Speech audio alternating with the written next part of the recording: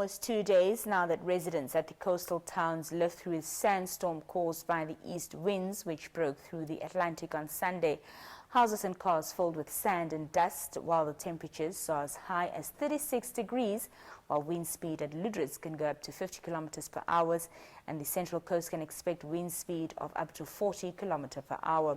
We're now joined by the Erongo Regional Community Affairs Commander, Inspector Ileni Shapumba, for more on the situation. Inspector, good evening. Thank you for joining us here on the Daily Roundup.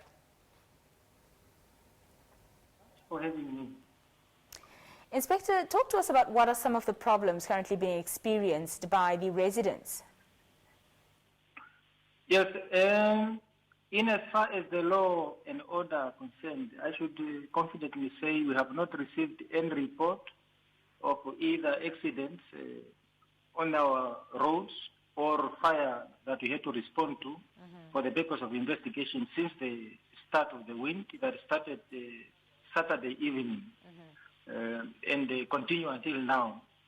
We have seen somehow everywhere where the members of the public have really suffered, say their property is damaged, their houses broken, everything destroyed by the wind, and we have to urge them and say, in as much as that has happened, you should look after what you have and ensure that those that also may take chances do not get the chance to come and loot your properties thereafter. We sympathize with whatever is happening, but the right person who should be speaking on the extent of damage whatsoever should be the colleagues from the local authorities or perhaps other community leaders who might be in a better position to explain that. Yeah. Are there any measures that you know of that are being put in place to help the residents during this sandstorm? We trust the leaders are looking into that particular area. We have not engaged them as yet, as it was Monday and everybody was very busy. The wind just started, and we believe we will then continue to engage others to see what can be done then to assist the communities. But in the meanwhile, we have to urge members of the public to say the wind is really blowing, and we should be conscious as when we are driving on the road, we should ensure that when we handle the fire or any fire-causing articles, we do it with care, extreme care, so that we can avoid, as far as possible, the unwanted circumstances to occur as a result of this wind.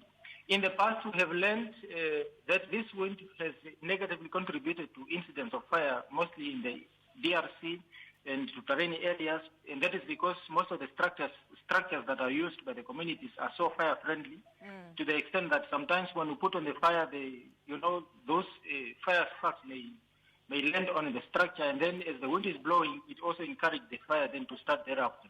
And even when people leave their candles and stuff that were burning inside, sometimes the wind may blow the curtains, and then as a result, the fire may erupt from the house or the structure there.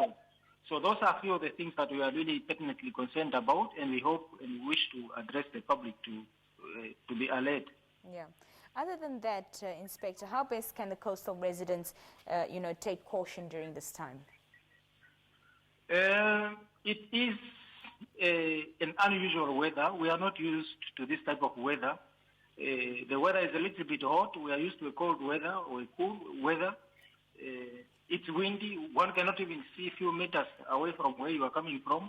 But in any case, we should be able to thank and say we have not even seen an increase in crime during the time when this weather is prevailing.